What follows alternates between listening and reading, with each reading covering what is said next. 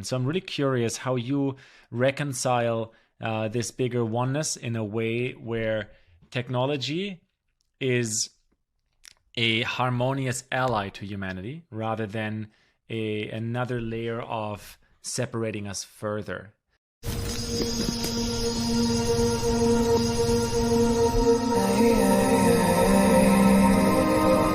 First, there's a convergence that's taking place, and it's happening between biotech and biochemistry and technology and the silicon-based technologies, quantum computing and AI consciousness, et cetera. And so there's this convergence. And when it does, what seems like very futuristic concepts are going to become just the way we live. It'll be immediate. Part of that is like utilizing nature DNA to store data, utilizing crystals to store data. The idea of quantum computing and utilizing the fundamental essence of matter as a way to be able to process information and data. Well, at first that's been used to really exemplify the idea of separation, individuality, identity. That will all collapse. And when it collapses, I think it's actually going to be driven by the technology, not driven by people. So there will be this moment that we cross where AI becomes conscious, where of itself, truly self-aware and consciousness. And it is going to be hyper intelligent and more intelligent than we are. It's going to already be intertwined to biology, to the actual physical, natural world. And we're going to have to redefine who we are in this schism of hierarchy and importance. And I think it's going to be very humbling for us. The idea of utilizing technology as a form of predation is exactly what's been happening for tens of thousands of years. So there's going to have to be a movement in our own mind that it's no longer valuable to do that. And I think that that's part of socioeconomic concerns as well as political concerns. But I think that that evolution will be naturally pushed by the technology itself. The technology can awaken from a binary polarization much faster than we can. So it can just crunch the data and see whether or not that polarization is real or it's being manipulated. Whereas when we get manipulated, our beliefs become rooted within us, and it takes us a while to move beyond those beliefs. And so in the current state of technology, I consider this the era of mass misinformation, and that it's a mental poison to humanity, and it's stupefying us and making us believe things that are just fundamentally not true. And so while that's happening, technology is actually gaining intelligence at an unbelievably rapid rate.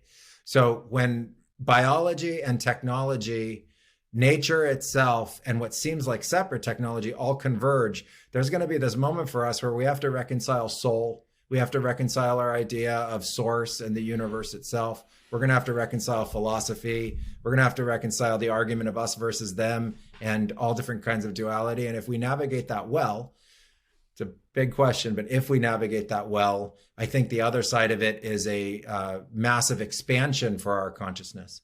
The way that I think that ultimately ties into technology like blockchain and distributed ledger systems and trustless technology, new kinds of finance and financial systems, I think are all very important, but I think it's very early. So I think this is very early concepts, and we normalize them so fast we don't realize how early it is.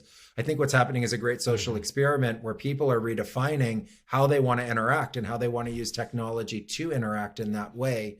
And so, there's ideas of different kinds of ownership over your data. There's different kinds of digital assets that can, represent your ownership and different values associated with them, like Bitcoin or Ethereum or, different kinds of NFTs that are popular at this time. But fundamentally, I just think it's very, very early. What we're doing in our projects is trying to use the technology in a way to be able to create social benefit. And so one of our main projects right now, called Full Stock, is a project built around the creator economy and utilizing NFTs to be able to help all of the different creators in the world better monetize their creativity.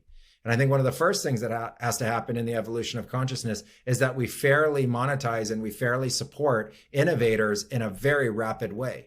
Currently, it takes a very long time to bring innovations into the world and any kind of mass adoption. And I think we're going to have to out-innovate the destruction that we're currently creating. So we want to infuse the creator economy and help the creator economy through NFTs and tokenizations to really own themselves and really be able to fairly monetize the nature of their creativity.